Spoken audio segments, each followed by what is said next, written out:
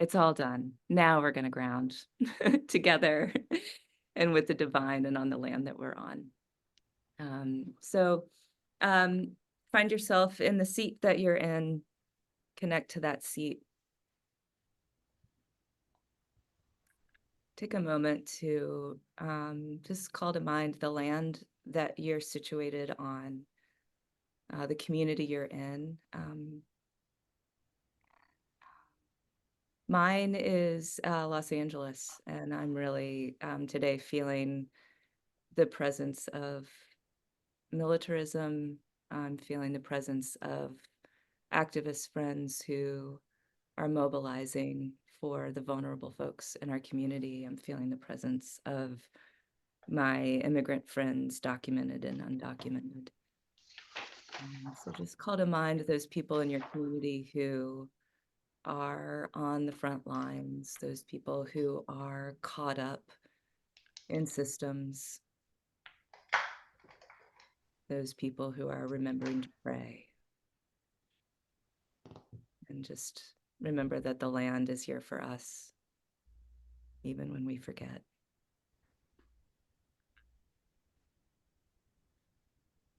Remembering that we are part of the land and our bodies are the surest sign of that, made of minerals and all the stuffs. Call to mind that we are part of this creation, part of this earth. Take a moment to breathe deep into the belly.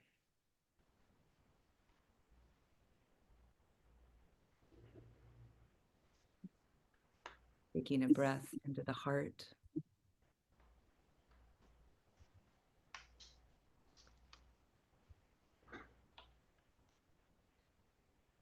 Taking a breath into the headspace.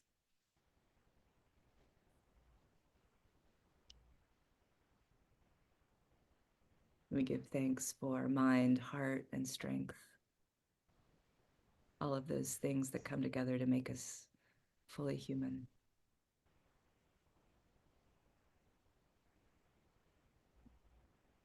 We give thanks for our ancestors, and our ancestor in the faith today, it happens to be the feast of St. Barnabas. So I'm just going to read the collect for St. Barnabas, which is what we do in my tradition. Grant, O God, that we may follow the example of your faithful servant Barnabas, who, seeking not his own renown, but the well-being of your church, gave generously of his life and substance for the relief of the poor and the spread of the gospel.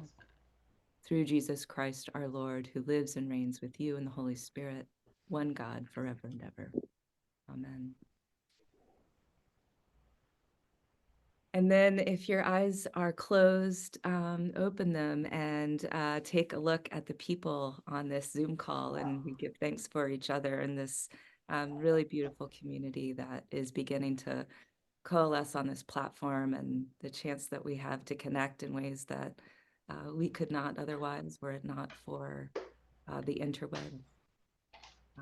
So thank you all for being here today, and thank you all for your interest in helping us continue to build this this community. It's growing. It's growing every day. We're up. We're over 112 members as of last week in the first month. So what are we going to do with that? Today, we're taking a deeper dive on this question of mysticism. So I think it's actually really important that we remember folks like St. Barnabas, and we remember people who are undocumented, and we remember people who are caught up in systems of militarism, because there is something about our tradition, as mystical as it can be, that calls us back to this time, this space, this world, and reminds us to bring whatever healing we get back to our neighbors and to the lands that we're on. So we're going to look at 3 questions today. One is, what are we to make of this thing called mystical type experience that shows up in the scientific literature? That's usually scientists just doing their due diligence, staying within their methodological boundaries and trying not to overstep. So it's not a bad thing that they're using that term. But we can wonder within our tradition, does it line up with what we mean when we say mystical? And what do we even mean when we say the word mystical in our tradition? We're going to look into this question of how do we understand underlying unity? How do we do that while also preserving particularity, the particularity of our tradition, the particularity of other traditions? And yet, how do we also still affirm that there is so much that we find that we share, especially as we start to look at experiences with the mystical, including psychedelic experiences? And then we'll ask, what is the point of the mystical? What is the purpose of the mystical journey in the Christian tradition? What is the end of the self? What are we trying to get to?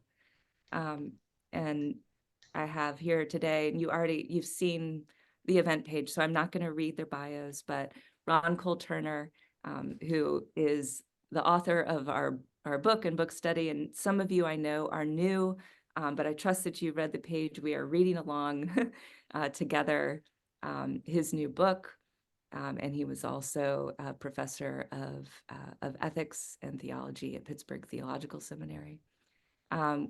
Focused primarily on questions at the intersections of science and religion, especially transhumanism. And then we have Bryan McCarthy here today, who is a philosophy professor. And I'd like to first pitch it both first to Bryan. I think if you can just share with us what has brought you as an academic into this work and why it matters to you. Ron, after that, I'll let you add anything that you didn't share last week or that you want to share with this group in particular, and then we'll dive in. Okay, so my turn. Let's see. I got into this work as an academic because, so I'll say I started by throwing a conference. I guess it was a regional conference, but we had people whose names that you would know come out and sort of deliver talks on the thing that they were good at. And we tried to make it sort of an academic conference, but also like a fun and intimate kind of gathering as well. And we had it in a local mansion that's in our city, and it's Pittsburgh, where Ron is also was living in Pittsburgh at that time, and so I did that for a couple of years in a row, and I had hoped that if we kept going with that, COVID kind of interrupted it, but I had hoped that if we had kept going with that, eventually we would do a religion and psychedelic summit that would be different from spirituality and psychedelics, but where we would have an imam and a rabbi and a priest, and I would try to get different people to speak from different Christian traditions and other religious traditions, and just have a conversation about with people about how these substances can be incorporated into existing religious contexts that already exist without psychedelics. And we didn't end up doing that just because we got interested in other things. But along the side of that, I I was privately wondering, you know, if I could get a conversation started with Christian theologians about this stuff. And Ligare was just starting to exist at that point. This is probably, I guess, about 7 years ago. And so just getting off the ground, I don't even think they had a website whenever I first started thinking about this stuff. And then, like, as I was finishing the draft of an article that I wrote about this topic, I found Ligare, and that's how I got hooked up with them. Now I'm doing a study of psychedelic experiences with Christian imagery or themes, or if people talk to Jesus or they see a cross or whatever. Maybe if they experience love in some profound way that they interpret as Christian. then we want to talk to them. We want to talk to them and hear their stories and see if we can get a sense of the range of what is possible for Christians and Christian adjacent and Christian familiar people, people who grow up in a culture where it's talked about and where it might show up in their psychedelic experiences. And so we're interested in seeing what kinds of things can happen. Can we gather a chest of stories and say, okay, here's what you can expect from a psychedelic experience that has some kind of Christian content. And we're not real heavy-handed with that. I've instructed all of my researchers to, when they interview people, to tell people that we let the participant define the Christianity, because we're not going to get in the business of saying what counts and what doesn't. If it counts for them, it counts for the purposes of our study. All that can do is broaden our range, and we're looking for a broad range, so that's not really a problem for us in terms of like, who's Orthodox or, those kinds of things. We let people tell the stories they want to tell. So that's the work we're doing right now. It's really exciting. I just met with some of our sort of junior research undergraduate students an hour or two ago. They seem to be doing well. If you guys have had experiences like that, I would love it if you participated. Our website is PSYX, PsyX, which stands for psychedelics and Christianity, .pit.edu. So it's a University of Pittsburgh study. So those are some of the things that got me into this and that I'm doing now and interested in. Ron and I have known each other for a while, and I think if he wants to say something about that, I'll give that part to him as well as whatever else he wants to say. I'm Hit happy to two be here. T's or one. Excuse me? Hit two T's or one. It's two T's, Pit. Yeah. Okay. I'm gonna put that address in the chat, and you can fix it if it's wrong. Okay. Great. There. Thank you so much. I appreciate that. Yeah, we're still recruiting. We need all the people we can get because we are trying to do a big thing, hopefully well. Most qualitative studies, and we're doing both quantitative and qualitative work here, but most qualitative studies have 15, 20 people and, maybe 25, and we're shooting for 120 if we can get it. We've got 61 interviews in the can already, working on maybe hopefully 20 by the end of the summer, maybe another 40 in the fall, depending on how well that goes. And then we'll keep moving. If we get a little over, it's fine. I mean, we'll finish the people who come in if we can. But, we're not there yet. We got plenty of ways to go. We're about halfway. So if you're interested in helping us out, we'd love it. We'd love to hear your story. And I've instructed the researchers to say that, like, it is first of all a human conversation between two humans, and that they are, even though they're not trained therapists and they're not doing therapy, they are holding space for another human being as a human being, and that, it should be a heart-centered conversation. And most of our participants have said they really valued the opportunity to talk about it some more with people. So if you're interested, we'd love to have you. Thanks, Thanks, Megan. Brian. Appreciate it. Ron, anything you want to share with this group this week about what's brought you to this work or what's keeping you in this work for your retirement? Okay. Well, first of all, thanks to Bryan. Thanks to Bryan for being on the call tonight, but thank you for the organizing you did in Pittsburgh. I lived there. Well, we kind of all got closed down by COVID, didn't we? But I think I attended 2 of your events, and it was just a lot of fun. So thanks for doing that. I have to, in terms of my own slow onboarding to this conversation, there's somebody on the call tonight to whom I owe a great debt. We all do, of course, and that's Bill Richards. Bill, I hope you remember when a mutual friend of ours brought us to your place, and we talked through an afternoon, and I knew almost less than zero. And you were so kind and patient, and I hope I've learned a little bit since, maybe a little bit of what you know, but we're all in your debt. So I'm honored that you're on the call tonight. But I think that's it for now, Megan. Okay. In case you are new to this part of the field, the academics, researchers, and theologians coming at this study, just so you know, Bill Richards, who's on a call tonight, was a researcher before MDMA and everything was rescheduled. So he was a researcher way back in the day in the first wave. of psychedelic research, and he has been, I don't know what, Bill, are you the only person to see it come back and into this, to what it's become?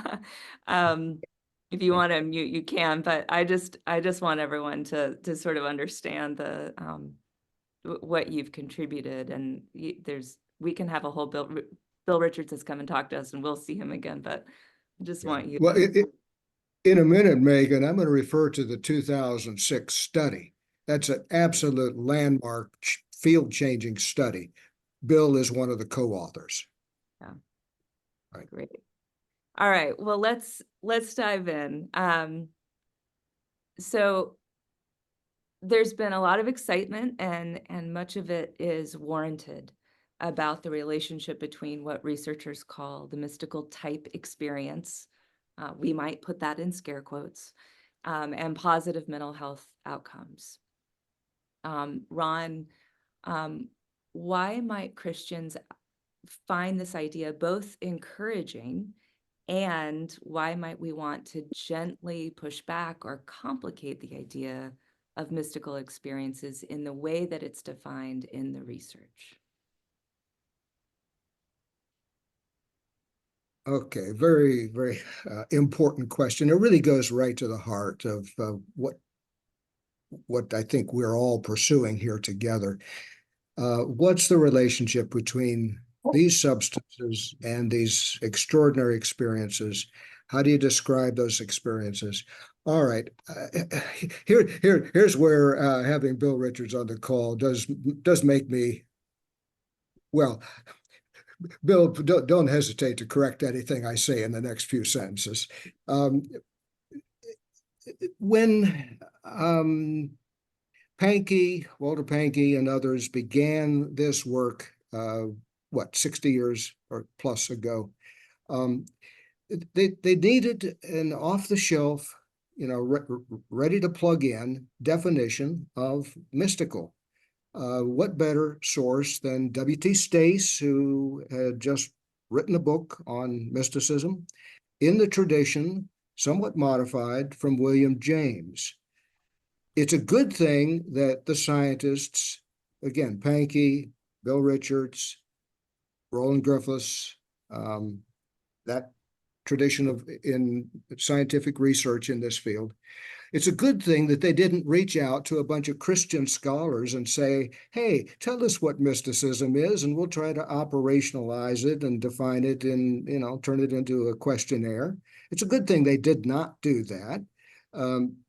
So it's not surprising that there's a gap between what a Christian might say mysticism is and what these scientific instruments, particularly the one we now know as the MEQ30. All right.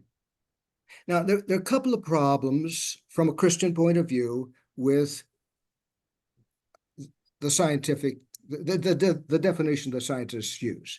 One of the problems is it goes back to William James. As much as I love William James, I mean, beautiful writer. If any of us could write like William James, you'd be my friend for life.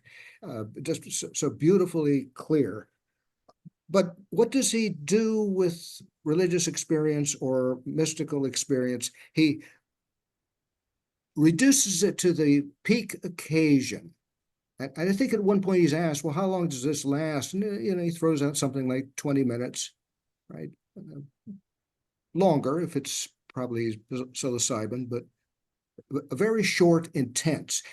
And in the tradition of James, that becomes kind of normative when you think about what is mystical. It's mystical experience. It's not mystical life, mystical living, spiritual life, as we might call it. It's spiritual experience or mystical experience. So it's reduced in that sense to a very compressed moment. And that's at odds with Christianity.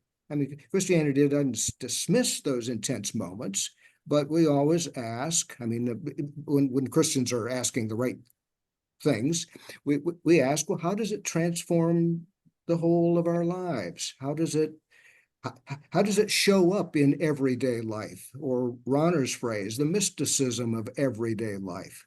How does it just permeate our consciousness and become part of who we are, not just a moment, but the entire transformed life that we live into on and on as time goes by. So that's one problem from James. The other thing comes more from Stace, and kind of it's in the air and the water in the 50s and 60s especially. It goes back even earlier. It's a frustration among Western intellectuals with the resources of the Christian West, and I can sympathize with that.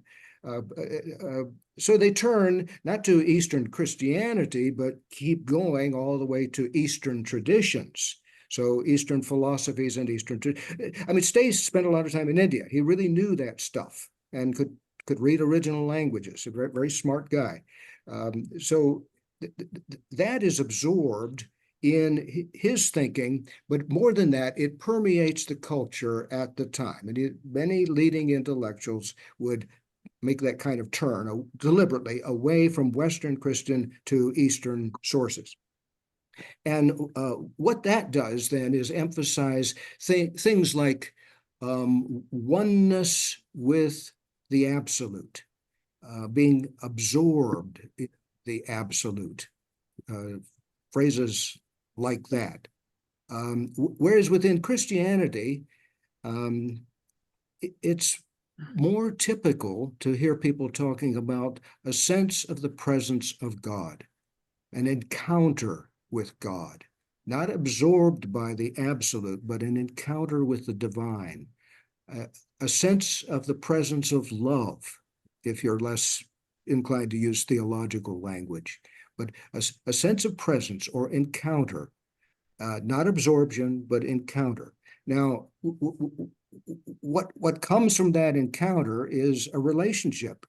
And we're going to talk a little bit, I think Bryan wants to say some things about how do you define that relationship. But the thing that I think divides Western Abrahamic traditions, all of us, all the Western Abrahamic traditions from Eastern traditions, is we insist on the goodness of the creator, but also the goodness of the creature. The creature is not to be absorbed or lost or decreated. We are blessed creatures, and in some cases, the mystical experience brought about by these drugs can make you feel blessed for the first time. Hallelujah. We all heard stories like that of people who get this deep sense of affirmation. You are blessed. You are good. You are beloved. You are somebody, as we'd say in the Black church traditions. So you don't get the message that you are annihilated. You get the message that maybe you need to change some things about yourself, but mostly you get the message that there is a loving presence bigger than you that is reaching out and now surrounding you.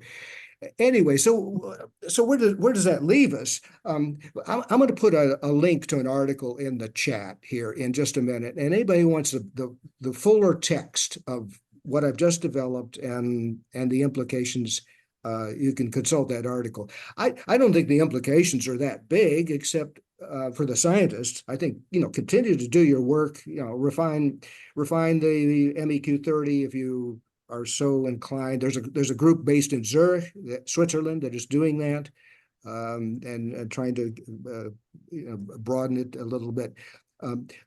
But I think it plants a question in the minds of Christians. What do we mean by mystical? What do we mean by mystical-like? Back to the 2006 article that, again, Bill Richards on the call here is a co-author. That phrase, mystical-like, is in the title of that article. So it's really gained a kind of currency. But all of this debate, don't worry about it. But I think the question that it leaves us with personally is, so do you use the word mystical? And I'm talking to everybody on the chat. Do you use the word mystical? And if so, what do you mean by it? And play a little bit of a sleuth here, kind of a hermeneutical critique, if you will. Where does your definition come from? And does it lead one way or another? And if you don't use the word mystical, do you like the word spiritual? Is that mystical light, or what's going on with these words? Is the question. And I think it's just simply a reminder to people who want to be serious about their rootedness in the Christian tradition. Read about the Christian tradition and find out where the center of gravity is there. And I think it's in cultivating a sense that we are in the presence of love. We're surrounded by, we are embraced by, and that is transformative, and it changes everything about us, and it results in, well, as First John puts it, we love because we are loved, right? So loving people are loving people. So anyway, don't get hung up on the technicalities of James and Stace and all of that. It's an immensely practical question. If you use these words, think about where they come from. Words have a history. So, Megan, that's a very long answer, but it's a complicated question. I'll put this article link in the chat. It's free to read, so go ahead. Thanks, Ron. Bryan, is this something you share? Are these concerns you share? Are there other things that you would add or ways that you would nuance it? I mean, there's so many things that probably any of us could say about this. I mean, there's a lot of ground to cover. I'll see if I can pick a couple of interesting points. For one, I'd like to say that I haven't read the entire book, but I like Stace. He gets kind of like he's sort of everybody's whipping boy, and he gets knocked around a lot, but I think he's a pretty subtle guy, and like he gets a lot of these issues. And so when I'm reading like his text, he's saying, well, some people say this and some people say this, and those two things can't be harmonized, so we're really gonna have to think about it a different way. And he's always doing this kind of covering things from a kind of multi-directional kind of point of view. And so I think he actually comes off looking pretty good, especially for his time. But one thing that's extremely relevant to the question that we're talking about now is that he has a little section in the book, I think it's called Mysticism and Philosophy or something like that. I can't remember. And there's this section in the book where he says that voices and images are not mystical. And if you read that section, I went in there, I'm reading this part, and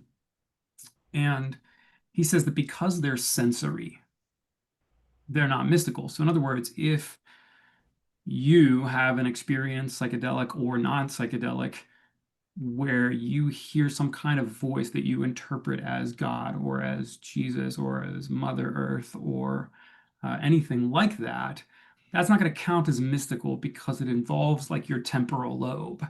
And that is a sensory experience and therefore not mystical. Why? Because he is interpreting mystical as something where you become one with reality in such a way that sensory information is no longer present. So something equivalent to, oh man, what is the Sanskrit word? Yeah, in the eight limbs of yoga, there's like the fourth one from the top. There's a sensory deprivation limb. I forget what it's called in Sanskrit. But as you're meditating, you go through these kind of stages where you discipline the body, you discipline the mind, you do something with the emotions. I can't remember the exact order. And then there's this point where you stop hearing stuff outside of you and you stop seeing things and you stop thinking of this closed eyes with this black space. You're losing all relevance of the sensory input. Like it's just not coming anymore because you've already dialed in that heavily and deeply.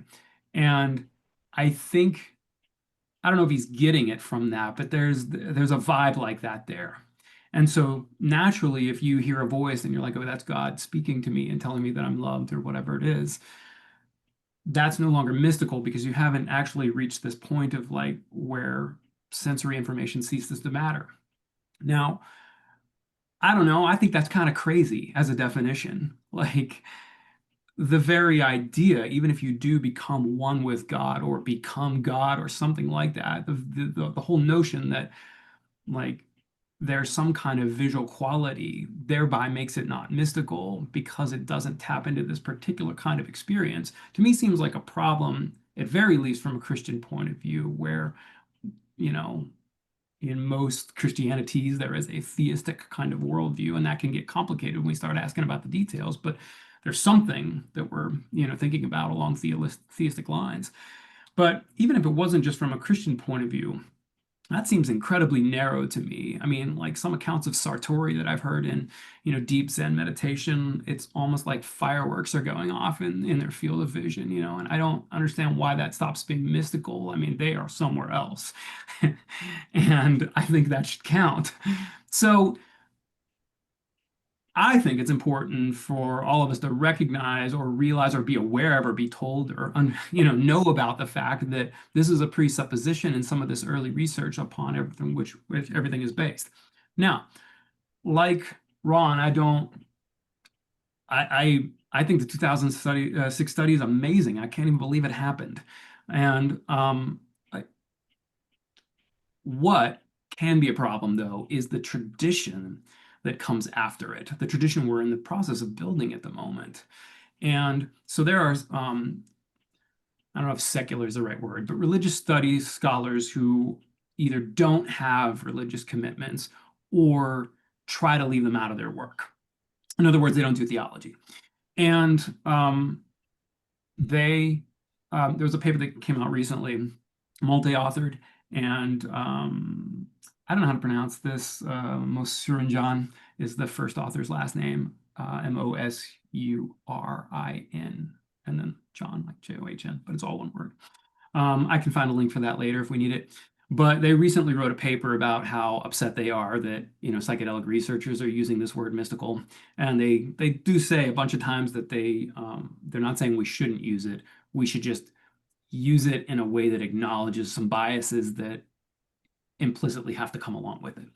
But one of the things they accuse people, I mean, I don't know if I use that word in my research or not, but one of the things that they accuse people who do is that there's actually some kind of latent Christian presupposition already built into this, and that what we mean by mysticism is, as Nietzsche would put it, all too Christian.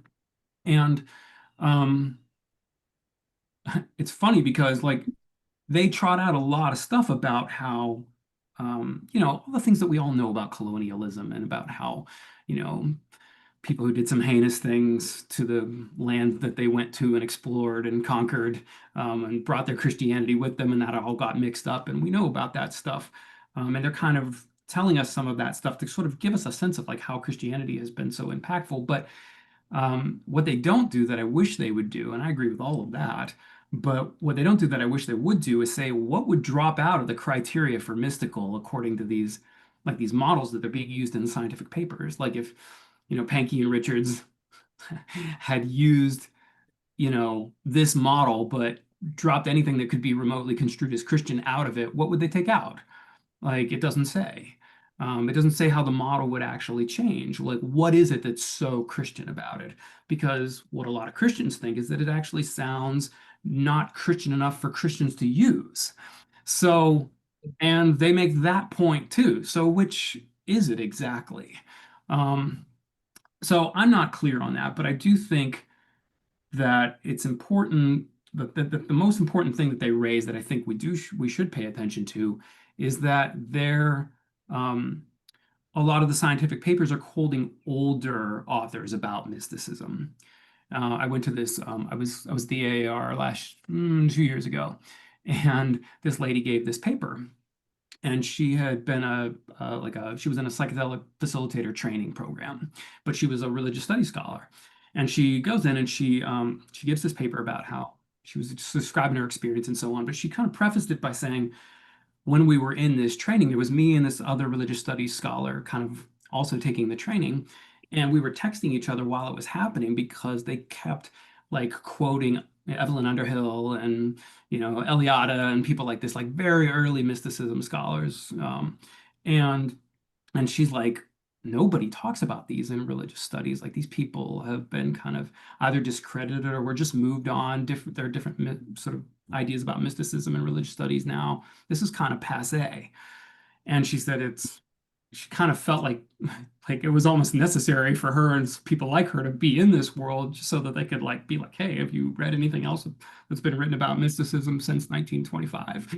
And I think that that's like an important point that's also made by this Moser and John article, because like scientists would be totally horrified if, religious studies scholars or people in the humanities or social sciences started using like science from 1920 and not referring to any of the other sort of discussions that came after it. Like if all our medicine was based on, 1920 or 1930 or 1950, like that would bother scientists. And sometimes stuff like that does happen and it does bother them. So I think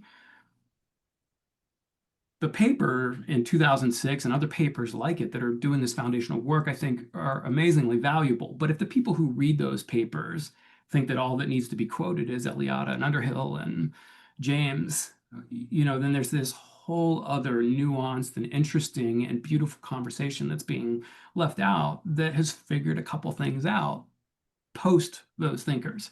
So I'd say that's something we should be paying attention to. And I think that's probably the most important kind of slices of things that I would like to say about the mysticism conversation. So the MEQ might be too Western or too Eastern. Yeah. Yeah, I mean, I have my own gripes. I mean, I'd say and I think they're more interested in critiquing the Western side of it, but I mean, I think I would say that it's somewhat secular. And I think it's intended to be in a way, I think it's like so you make a model, right? And Bill, you can speak on this, and I'd actually love to hear you talk about it. But like when you put together a model, you have to put together a model. Like, I mean, there are tons of people in religious studies who think that mysticism as a word is fundamentally self-referentially incoherent. They think it doesn't mean anything, And so, how are you going to build a model to do a scientific study on somebody who thinks that the word doesn't even mean anything? So, like, you kind of have to like leave those people out of the conversation in order to be able to go forward with something practical. So, but let's say you're building a model and you don't want it just to point to Christianity. Like when Ron said, it's a good thing they didn't like go just ask the Christians what mysticism means and nobody else like counts or matters. And so you're building this model and you say, okay, I want something that's not just going to be purely Christian. I want it to be more interesting than that, more broad than that. And so you start building things that you see in Sufi mystic accounts or in sort of medieval Jewish mystics or whatever. And you just start kind of building this stuff in, these different characteristics that you're kind of seeing as patterns or connections kind of in different places. And so then by the time you're done, you got this model and it does a bunch of different, it hits a bunch of different buttons. And then you say, okay, now let's test this and see if it can be this drug and see if it can reliably produce these kinds of experiences. Well, what you're going to get is that kind of more broad or more secularized, if you like that word, version of how you talk about what happens to the individual people that are there taking the drug, whether it's Christians or, whether it's Muslims or whatever it is. Those experiences, the language you use to sort of talk to the public about like what's happening with those people is based on the model, which even if the people aren't secular, the model is, or general or whatever. I'm not trying to be tendentious with the wording here, but if you have like a secularized kind of model, that's the language you use to describe what's going on with individual people who may not be secular and may have particularities that are kind of falling through the sieve when you're talking about that. Now, that's not a problem for a study like the one in 2006 because they're just trying to figure some stuff out. They're not claiming to have the exhaustive knowledge about everything that there is on this subject. They're just doing a study and saying, look, these things are interesting. Let's pay attention. Let's do some more research. Okay, but if everybody, all the journalists and all the enthusiasts and people like myself who quote those articles are going in and saying, okay, they're quoting, whoever they quote in there, some of these foundational speakers, James or whoever, and then like that reinvigorates a new James conversation, and then you have this whole other conversation that came after it that's already addressed a lot of the questions that we have in reading this new stuff. And that new stuff, like all that whole conversation that addresses all that stuff that we think is new questions about it, they're actually not new questions. They've been talked about by this whole group of people that have been talking about it for 80 years. So that's, I think, sort of the spirit in which this thing kind of matters. And so I'm I'm emphasizing that part. That's not in the Moser and John as much. It's there, but it's kind of implied. They really hit hard on the Christian thing, and I really wish they had done a more thorough job of explaining just what would leave the model if it were, to be de-Christianized or whatever it is they think is wrong with it. So you don't have to have an answer by the end of this call, but if you do, that would be great. And if not, then I want you to post this in the discussions. And the question is, if you could subtract any question from the MEQ or add any question to the MEQ, what would it be? And so you all are going to be responsible for posting, and then we all can add in our thoughts as well, maybe after this conversation. I think that that question of secularism and what kind of particularity might get lost when we secularize, and just, to remember that the process of secularization involves a reduction to the individual person, uh, which can then be exploited in all kinds of ways. But just to kind of keep that in mind as we transition to this next inquiry we have. So I'm going to describe a conversation that is emblematic of conversations I've witnessed many times over, which has to do with this tension between perennialism and contextualism. Perennialism, and you all can flesh out these definitions much better than I can, but perennialism, meaning there is an underlying core tradition that we have access to, that is unifying. Contextualism being that what we know of and how we express encounter with the divine is always in and through language. It is always in and through and mediated by being a human in a particular place, in a particular time, in a particular body. Okay, and so this is the conversation. I'm at a dinner table with an old school psychedelic researcher who was not Bill, and a Jewish rabbi. And the researcher says something along the lines of how great it is that psychedelics affirm the underlying unity of all things in a way that transcends religious differences, and the need for religious revelation, because now we can all have access to the divine.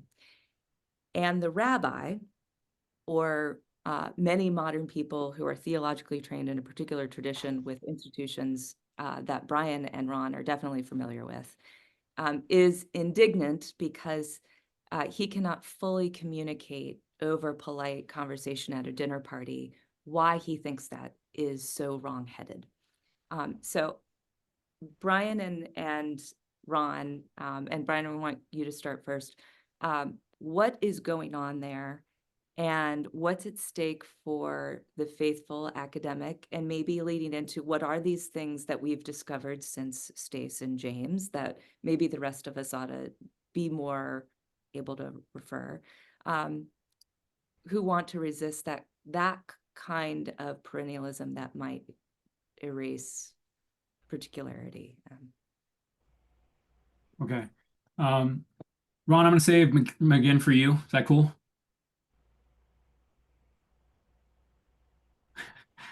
You muted Sorry? rather than muted. I said I'm going to Um, save McGinn for you because oh, you're deeper in that text than I am, and because I think it fits more with the stuff that you're really interested in talking about. Um, a few things have happened since. I'm going to use a word here. I'm going to say postmodernism has happened.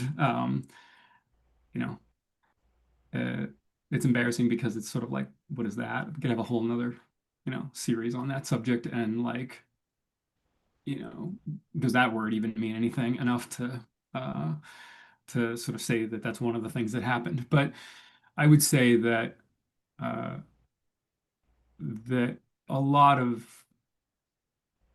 skepticism about what this kind of inquiry can even do that really arose during the postmodern period. This critique of modernism and this idea that we can really get anywhere by this kind of inquiry uh, is part of this conversation, because religious studies scholars that are influenced by those trends would make uh, certain kinds of critiques of the whole idea of an essentialism to mysticism. So we're asking, is mysticism a thing? What does mysticism entail? This kind of stuff. What are its features? We're having an essential kind of conversation here. Like, what is the essence of mysticism? What are we talking about? How do we define it? And some of those ways of thinking um, about having an inquiry together, a conversation or discussion together about something, are just rejected by postmodernists. They don't think it leads where the people who like to have those kinds of conversations think it leads. They think it leads to um, sort of easy thinking that you have access to the truth or that you've figured something out when really it's unfigure outable.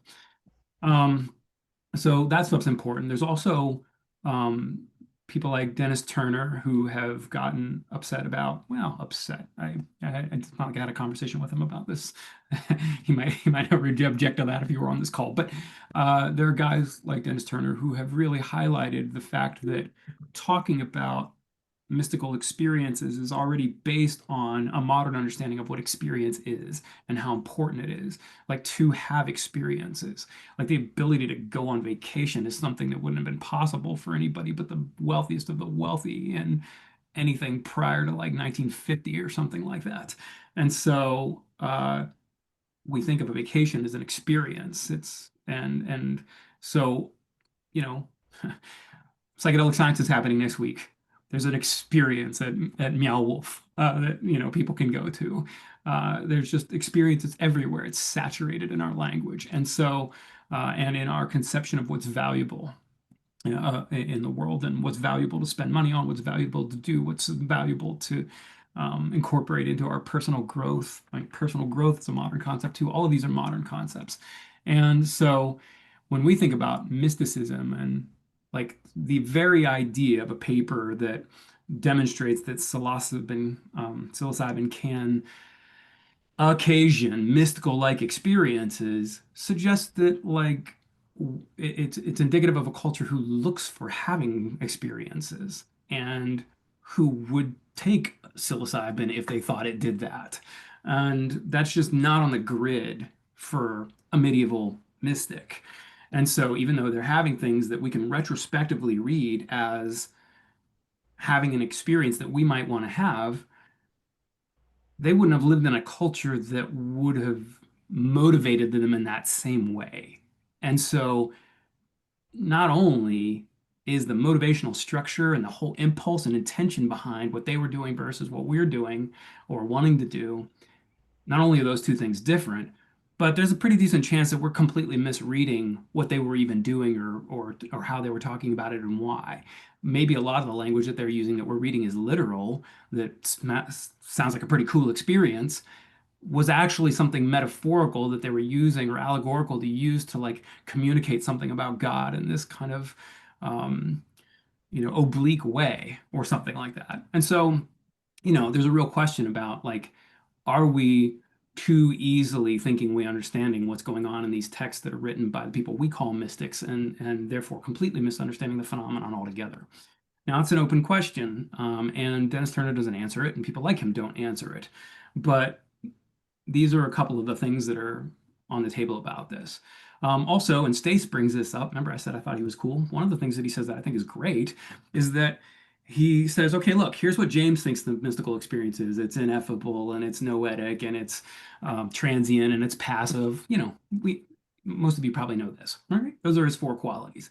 And then he lists some other, some scholar of I think it's Suzuki actually, the Zen Buddhist guy that Alan Watts learned all his stuff from. He lays out a Sartori kind of components, and even though he's not talking about mysticism, he's talking about Sartori. Mysticism, if it means anything, should include Sartori and therefore should have some overlap. And so he takes that list, and then he takes another list from another scholar, and he kind of looks at these three and he says, look, these things have really nothing in common. There's not a single thing on all lists that can be 100% overlappable. Yes, we're talking about the same thing and nothing else.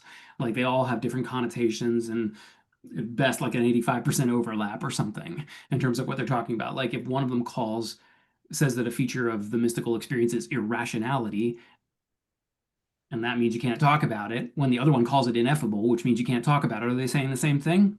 Sort of, because they're both saying you can't talk about it, but one thinks that you can't talk about it because it's irrational. It's a fundamentally irrational event that can't be reasoned and therefore can't be talked about. Where the other one is just like words, don't know.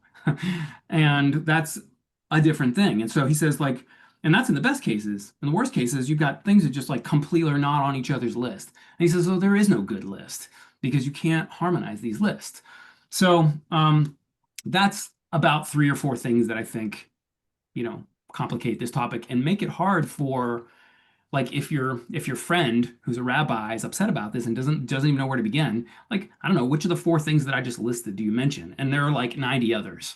In trying to talk to somebody who just says, oh yeah, all religions are the same, or at least the part that matters to me, which is really what they mean when they say common core. I think it's like the thing that I think is valuable is in some way that I can talk about shared between all of them. And it's like, well, okay, but there are a lot of members of these religions that think other things about their religion are valuable too, or even more valuable. So I think maybe that's where some of the frustration came from. I mean, I wasn't sitting at the table. I kind of wish I was. It would have been fun. But those are some of the things that are coming up for me in terms of what might have been at stake in that conversation. Ron, what else would you add? Well, I think I'd come at it from a different angle. I don't, let me just be kind of blunt. I don't find religious scholars to be that illuminating on some of these things, frankly. I mean, I go to AAR, but I'm, no pun intended, I'm kind of mystified what most of the people are talking about. And it has to do with, I think, my location and vocation as a Christian theologian. I mean, I look at them and I think they're in their own cul-de-sac and they're talking to each other and they're having a good time. That's fine, but I'm not sure what to draw from it. I mean, there was a fascinating debate. Stephen Katz advocates for the constructivist position in religious scholarship on the topic of religious experience, and there's pushback, and I think the pushback has probably brought it to a sensible position. Yeah, the constructivists got a really important point, but it's reductionistic in a way. It reduces to so there's no what happens to you in your encounter is entirely a byproduct of the social construction that has happened to you. And that just strikes most of us as wrong. And I think for good reason. So so if I have to choose, Megan, between your rabbi friend and your who was the other guy? No, Not naming your names. no, no, Early religious or early psychedelic science scholar. yeah. Okay. If I have to choose, I'm going to agree more with the rabbi, but at the same time, again, approaching this from the standpoint of Christian theology and not from the standpoint of religious studies and their what I take as rather esoteric debates about the nature of religious language. Approaching it from the standpoint of Christian theology, I have to say that perennialism is onto something, right? It's not a mistake to hold to a perennialist point of view. Part of my formation in coming to this has been a long and extended, and I think rather deep encounter with the natural sciences. I wish I knew more about neuroscience and psychology here, but I do know a fair amount about human origins, human evolution, things of that sort. And God help us, we're all 8 billion of us. We are remarkably alike in ways that kind of lie beneath our cultural differences. I mean, our cultural differences can make us fight and do horrible things to each other, but we are remarkably alike. I mean, look in the eyes of a child that is suffering, and do you not immediately sense a shared humanity that appeals to you, even if that child is supposedly your enemy in terms of a rival culture or something like that? We are remarkably alike. And I think what drops out in the religious studies approach is the humanity, the human experience. What is it to be? these experiences are human experiences. That's the point I want to get at. They are human experiences taking place in human bodies and brains. And so for there to be something common between the way a Sufi mystic and an Eastern Hindu mystic and a, God help us, a Presbyterian mystic might experience something, I don't have to look very far to find an explanation for that. We are all human beings. We're all using remarkably similar genetic code shaped over our lifetime developmentally, et cetera, right? I mean, the biology is very complicated, but it points to the similarity between human beings. So I don't have to look very far for that. But deeper than that, I have theological reasons for not wanting to write off perennialism, even though I fundamentally want to move away from it. I mean, I don't think there is a universal core experience there. I think particularity does define us in terms of our theological perspectives. But if particularity is the only thing I can say, then it leaves me as a Christian theologian with a couple of really tough choices, neither of which I can take. One is to say, okay, a person from another tradition says to me, I have had an encounter with the divine or with the absolute, whatever word might be used. And it's clear that they mean it's an encounter of a with something that is beyond themselves, outside of Christianity. All right, so I have that claim made to me. What do I, as a Christian theologian, what do I say in response? What do I think in response to that claim? If others make that claim, it leaves me with a really tough choice. I can't say, oh, this person is deluded. It didn't really encounter anything. Or that they are encountering a false God. That's just not a possibility. I mean, in that sense, perennialism is right? Their claim and my claim and your claim, let's just take them at face value. We're all on to something beyond ourselves. So I can't say, oh, you're confused. I'm not confused. You're confused. I'm Christian. When I experience God, encounter with God, I'm in the truth. You're not Christian. You can't claim that. There were times when Christians made that kind of assertion, but you can't do that. So another option is to say, well, you don't really know it, but the God you're encountering is really the same as the God of Christianity, right? You can.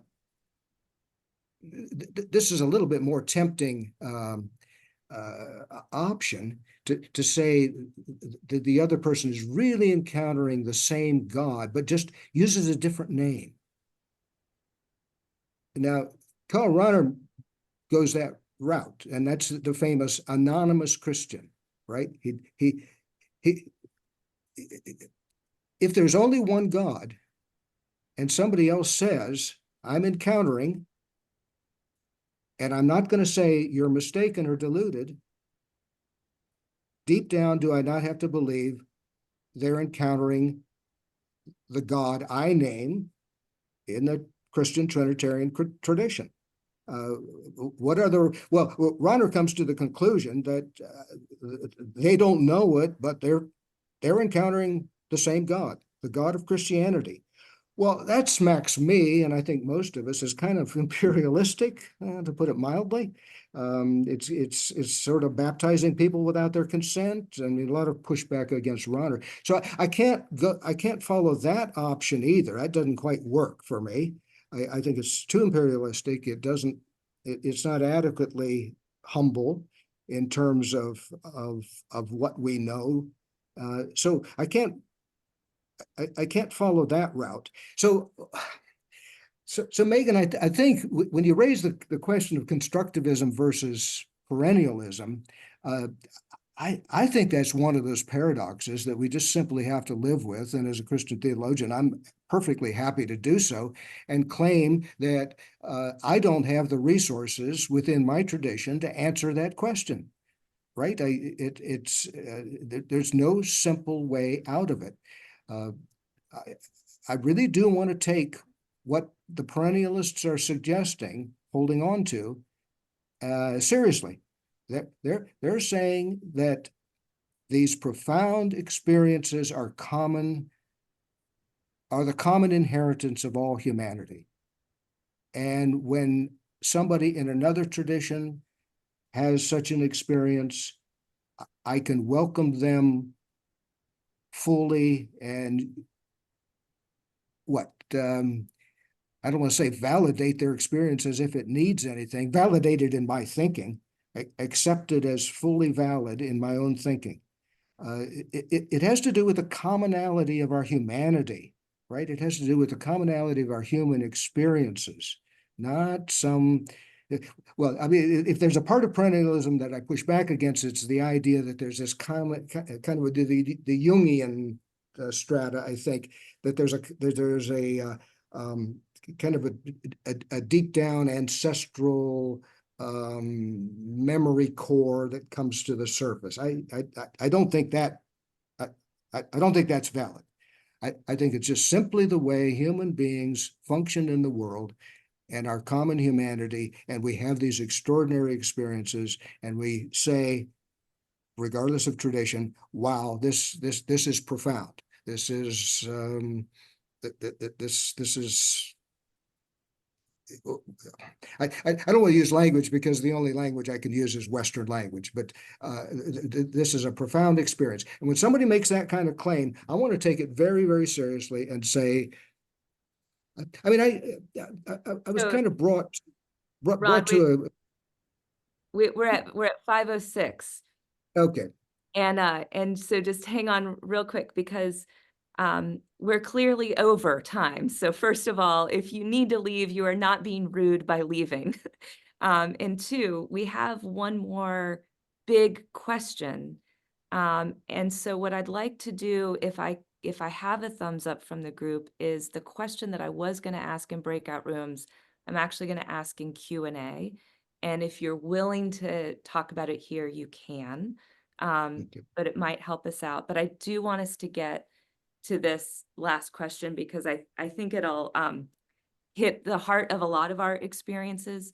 And Ron, what I appreciate about what you're saying is there's almost like this methodological restriction, like in the same way that the scientists say, this is my scientific method, and like, these are the boundaries I need to stay in, that maybe there's this way as Christians where we say, you know what, this is the community I'm in, and this is what I can talk about, and I can't talk about it, beyond. I don't know, that's probably really unsatisfying in some other ways, but it maybe speaks to the imperialism we want to resist. So, but this last question is really in the heart of chapter 5, which is what we focused on this week. Ron, you spent time talking about two different visions for the ultimate goal of the human person. Is it union with God, and perhaps as exemplified by Marguerite de Porret, who you spoke about as wanting to annihilate the self? Or is it that we behold God and come into God's presence eternally, as McGinn suggests? And I think it might actually be a surprise to some here that the language of union with God was at one time so problematic that someone got burned at the stake for it. And maybe the fact that someone got burned at the stake for it makes the idea even more appealing to some of us. But I also suspect that for many here who have had profound psychedelic experiences, union with God just makes a lot of intuitive sense. So why is McGinn concerned about that idea? And what might the theologian worry might get lost in Christian faith if we think that union with God is the goal?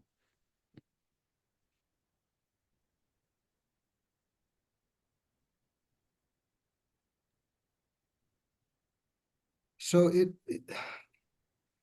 we use words like union in many ways, and I think it's back and forth from different definitions of the word that may be at the core of the problem. I mean, let's go nerdy here for a second. Okay, so union ontologically, I think that's what Portet was claiming. In fact, she claimed not to be seeking annihilation. She claimed to have been annihilated. In other words, she no longer existed, she felt. Only God existed. And didn't take a very smart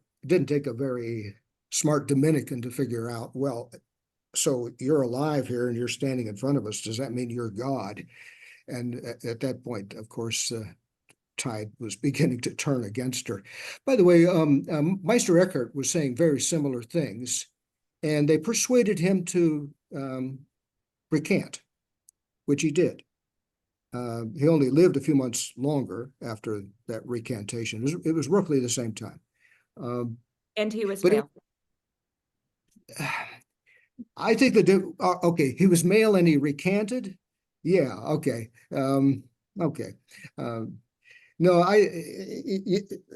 there's no doubt that that's played a role. And but death was overdetermined. Yeah. So, but it was a claim to be annihilated.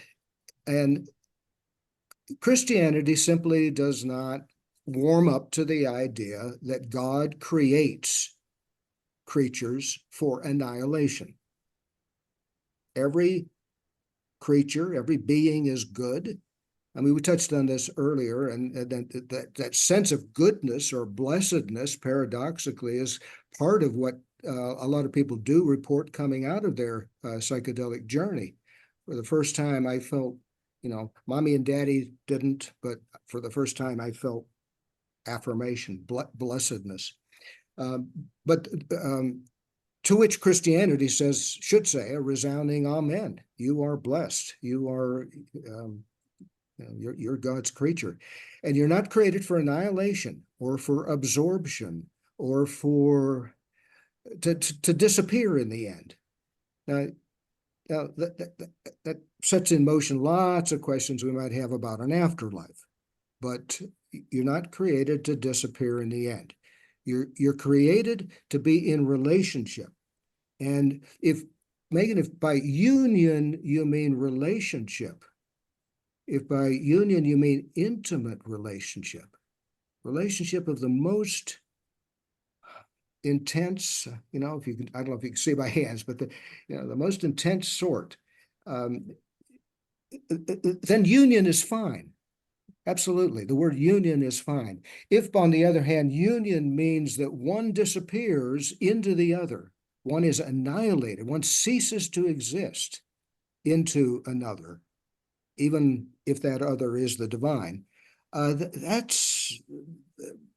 gets pushback from traditional Christianity. Now, there are Christians who have affirmed something like that. There are various strands that are kind of swirling around always at the edges of Christianity over the history, but that's just simply not an ontological possibility.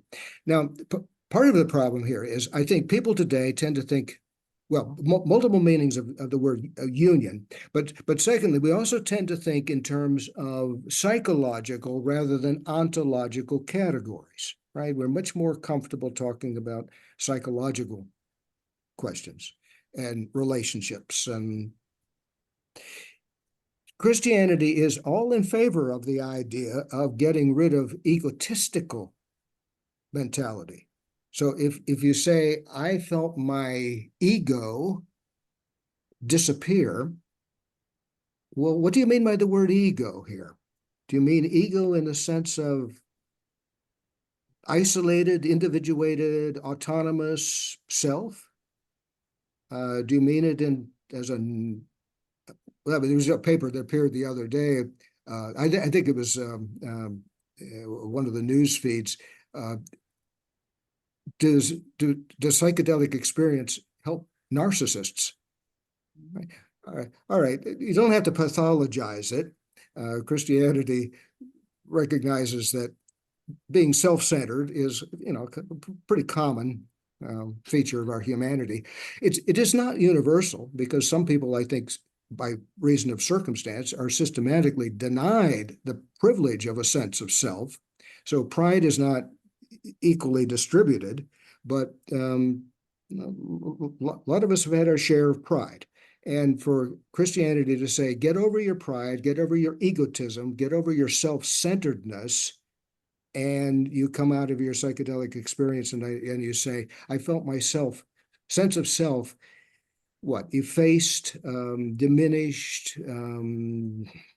I became more aware of God and less aware of myself. That's all fine and good. No problem with that.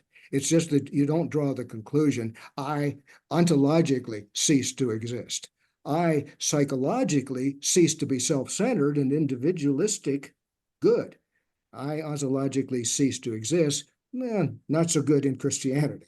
So it really depends on how we use these words. Kind of back to the opening. What do these words mean for you? Where did you get that definition? And just play sleuth a little bit with what the cultural etymology of these important words.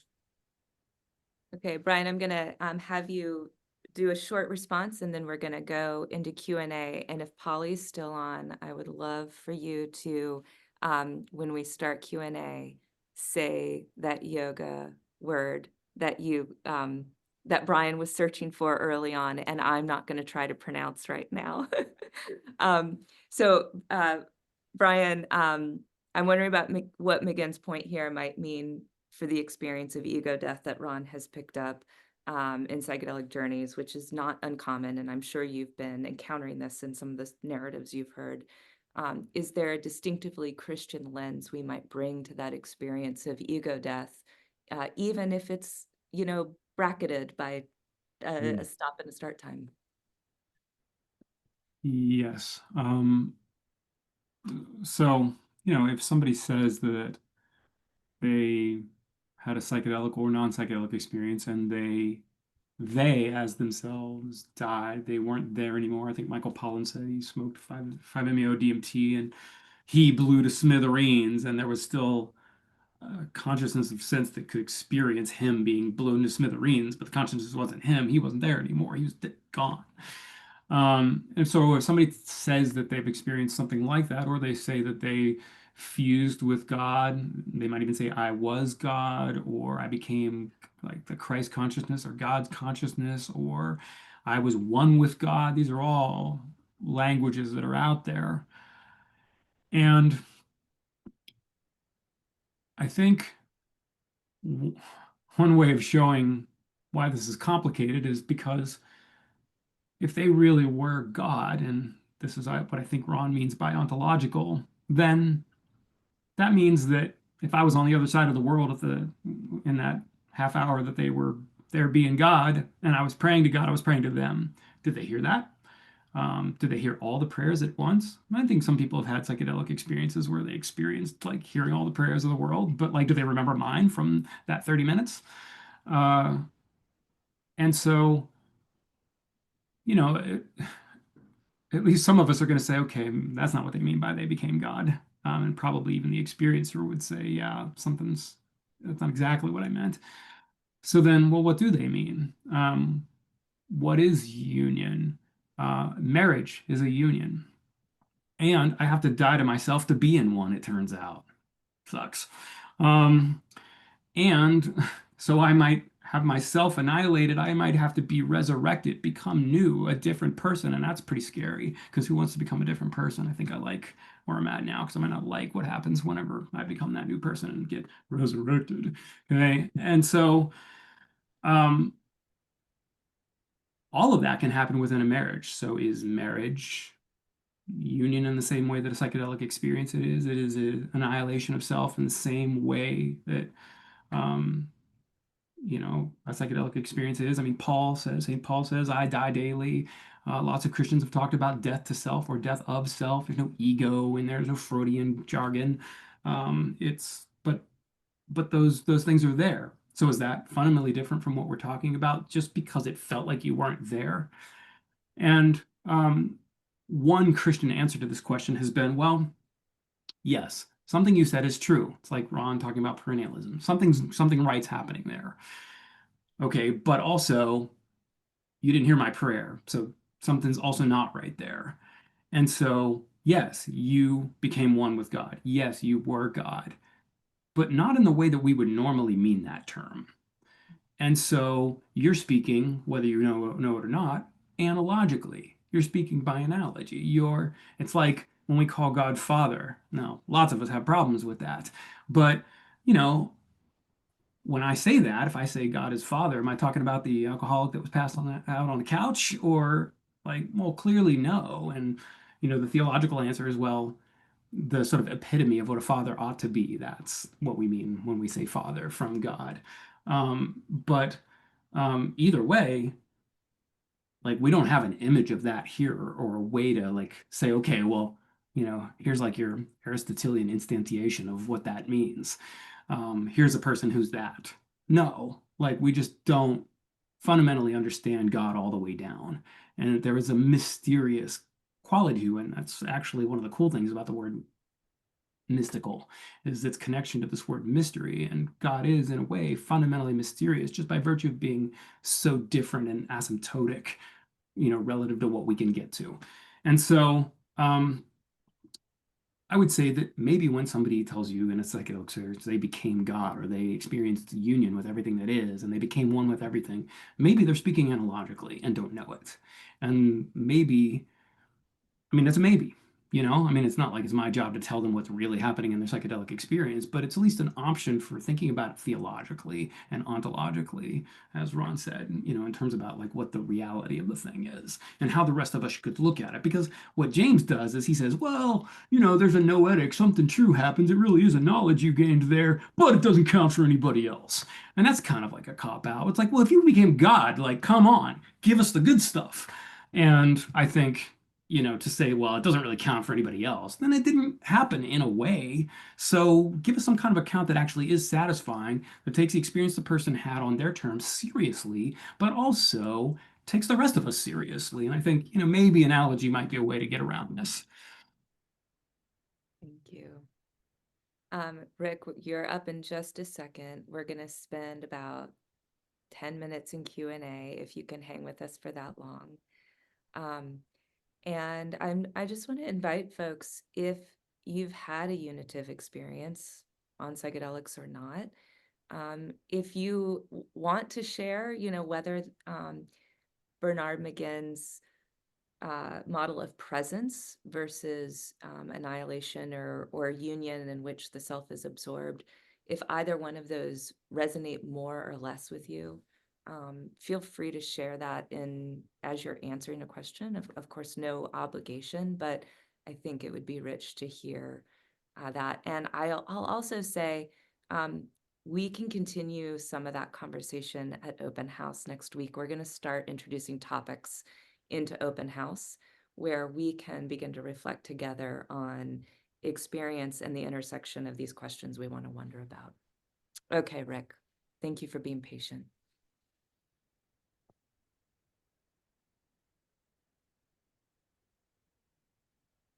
Thanks, Megan. I'm a priest and a pastor and a spiritual director. And I guess what I'm doing is taking this conversation from the ethereal realms of academia to the practical realms of ministry. So a person comes to me and says, I did this thing. I took a pretty good dose of psilocybin, and I had an experience of what I would say is a mystical experience of God.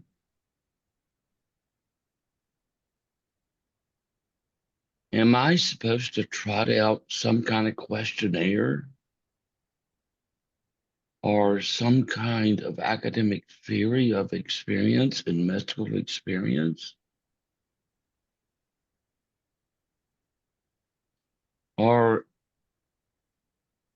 perhaps am I to just, but I don't know what. I guess that's the question I'm asking. What are you suggesting? What are you, Ron and Bryan, suggesting in this practical kind of space that I should do? And I'm reminded, I'm a Southern boy, and I cook cornbread. Okay. And some people will say to me when they eat my cornbread, that is the most delicious cornbread in the world. And I'm not inclined to ask why. I'm inclined to say, I'm glad you enjoyed it. Yeah, but just Rick, just as you have that recipe in your head that guides you in making good cornbread as opposed to my cornbread, I think you would be your ability to work with that person that you set up there in your example, your ability to work with that person is going to be enhanced if you think this stuff through. Now, not everybody's going to agree with that, but I think you're making cornbread and guiding people is going to be enhanced if you think this stuff through. Now, when you're working with somebody, you don't tell them, oh, you got to have this, you need that.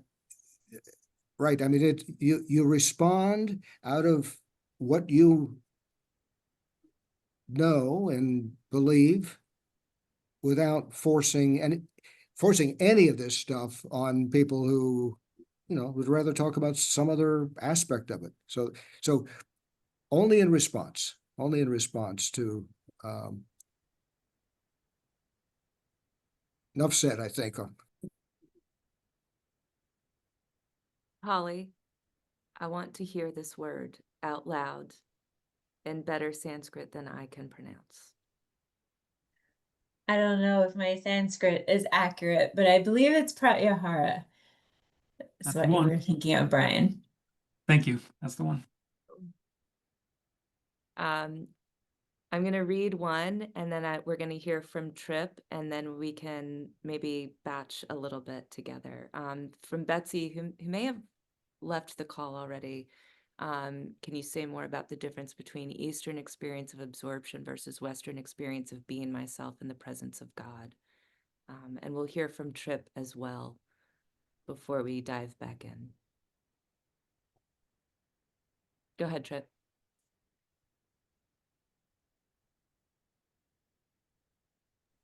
Hi, okay, you can hear me.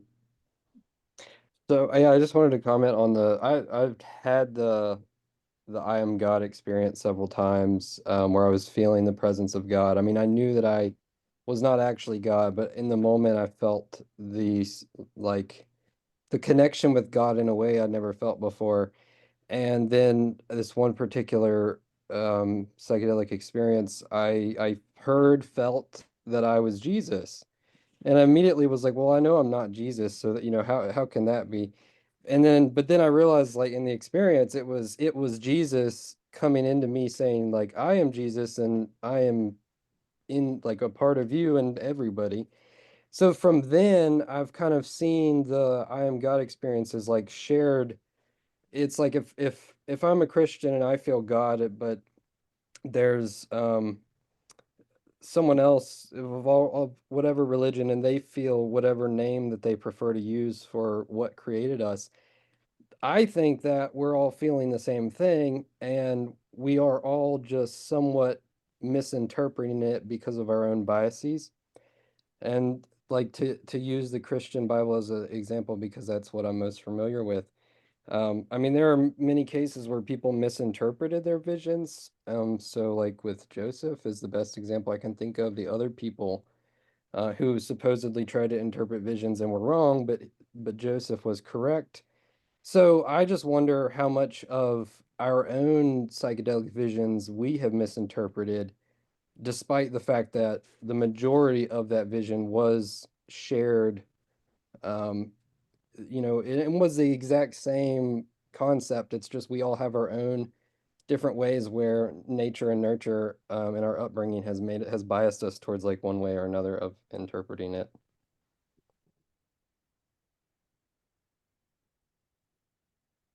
Yeah, a number of interesting points there. I think you're absolutely right on the last part of that. Backing up just a second to what you said about feeling oneness with Christ, where you use Jesus, yes. In the Reformed tradition, John Calvin goes on and on and on about the importance of union with Christ. And he means something pretty strong by that language. He does not use the phrase union with God, but who is Jesus Christ in the Christian tradition, but God in humanity in union.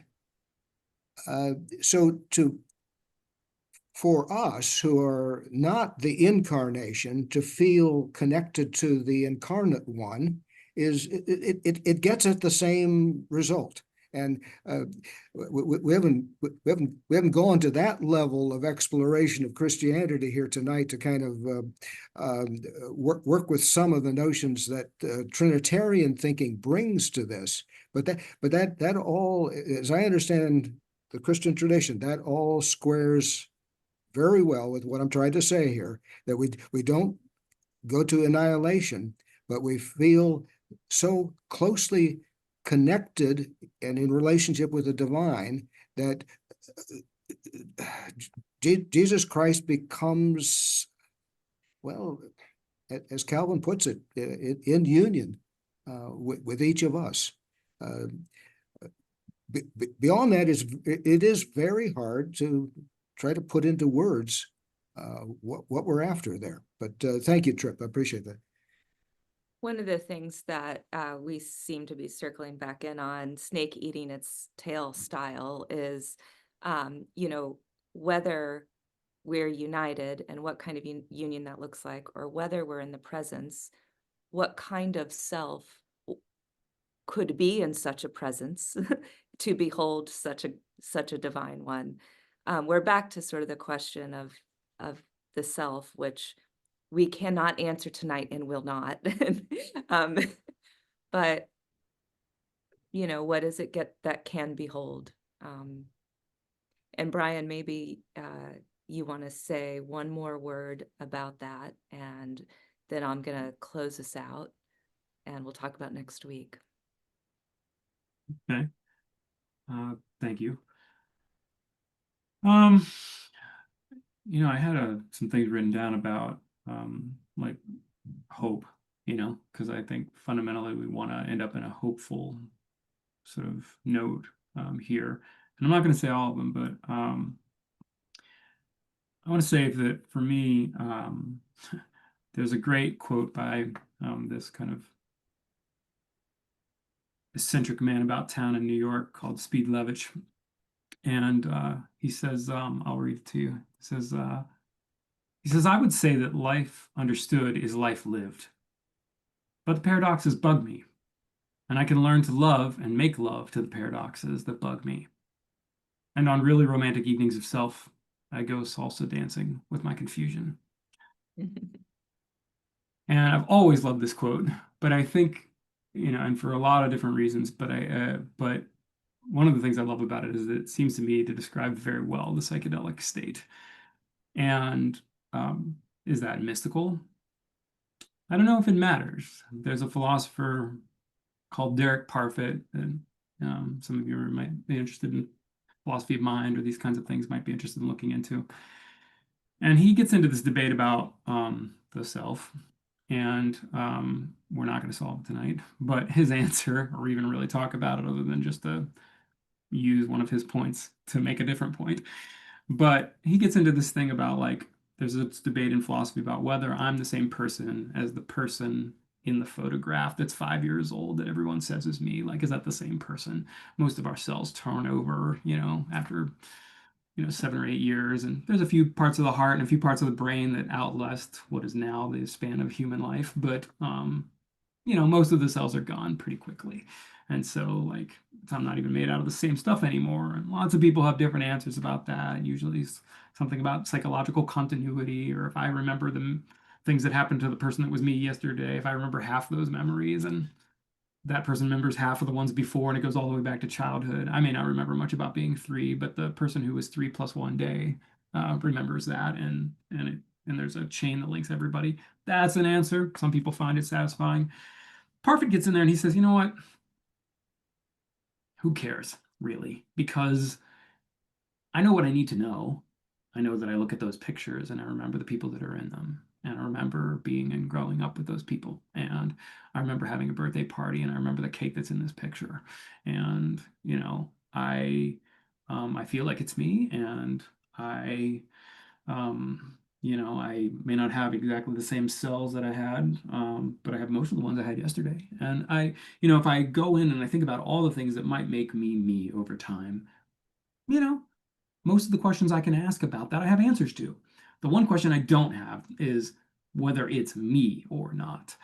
But I know I know the answers to all the questions I could ask to try to approach whether it's me or not. So have I really gained any extra knowledge by being able to say it's me? And he says, not really. So who cares? And I say maybe something similar is true of mysticism. I've mentioned that I kind of like the word mysticism in a way because it gestures towards this mystery that I think is like the only word that really describes God accurately.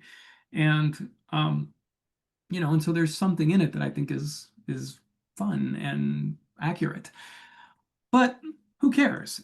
If what really happens to me is that on really romantic evenings of self, I go salsa dancing with my confusion, and I know that's what's happening. Does it matter if I call it mystery or mysticism or anything else? I mean, not to me. Thank you. You all, thank you for sticking to the very end. Next week, it's going to be Ron and me in conversation. And we're going to look into what the Christian tradition specifically has to offer in the psychedelic space. The following week is going to be Molly Baskett. She is another pastor in the UCC tradition. We're going to be looking at what Christianity can offer to think about the psychedelic friend, someone outside of the tradition. So we'll be looking within the tradition and then with beyond the tradition the following 2 weeks. This was really the deep end of our 4 talks. So we'll swing back and forth from deep end to practical, which is its own deep end. But thank you all for joining us tonight. We also have an open house coming up next week. And I am now serious. Bryan and Ron, your jobs are to come up with the MEQ question you would subtract or add and post it on the platform, and we will all respond. It's your homework. All right. Well, thank you, Bryan, very much. Appreciate your being involved here tonight. And thank you, Megan, and thank you, everybody else. Really honored and grateful for you. Yeah. Thank you, Ron, and thank you, Megan. Ron, thank you for the book, first and foremost. The amount that you were able to pack into, 120 pages or whatever it was, it's an amazing feat, really.